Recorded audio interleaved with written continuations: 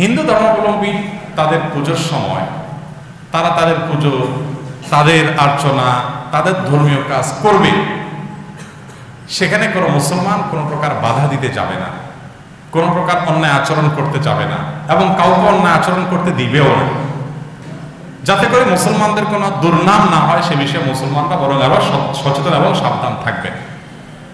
অন্য ধর্মাবলম্বীদের সাথে মুসলমানরা একটা সমাজে যখন একই সঙ্গে বসবাস করেন, তাদের প্রতি সদাচরণ করতে, তাদের সাথে ন্যায়নিষ্ঠ আচরণ করতে, তাদের ধর্মীয় কর্মকাণ্ডের স্বাধীনতা দিতে আল্লাহ নিষেধ করেন না, তারা তাদেরটা করবে। কিন্তু মুসলমানের বিশ্বাসের জায়গাটা ক্লিয়ার থাকতে হবে, তাওহীদ এবং শিরকের মধ্যে পার্থক্য পরিষ্কার থাকতে হবে, যে তাওহীদ এটা নাজাতের পথ, শিরক এটা ধ্বংসের পথ।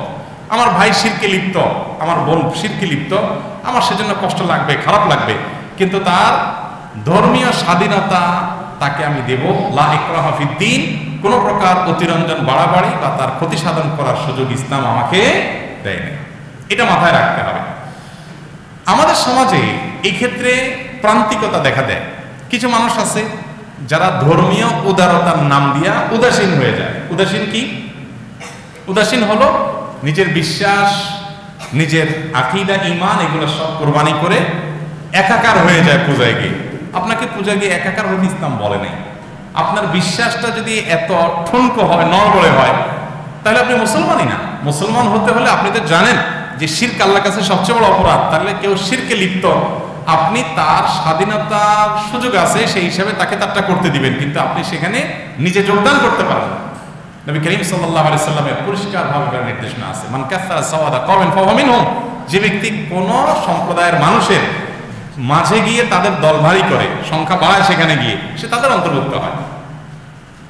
আব্দুল্লাহ মাসউদ রাদিয়াল্লাহু আনহু পরিষ্কারভাবে কোথাও শিরক হলে সেখানে যেতে নিষেধ করেছেন। অতএব আমরা সেখানে গিয়ে মাখামাখি করা এটা উদারতা না, এটা উদাসীনতা। আপনার বিশ্বাস সম্পর্কে উদাসীনতা। আপনি মুখে বিশ্বাস যা করেন, কর্ম তার উল্টাটা করলেন। আপনি ঈমানদার, আপনি তাওহীদে বিশ্বাস করেন, আপনি শিরকে অবিশ্বাস করেন, শিরকে হারাম করেন, আপনি সে শিরকে লিপ্ত হলেন, এটা জায়েজ নাই।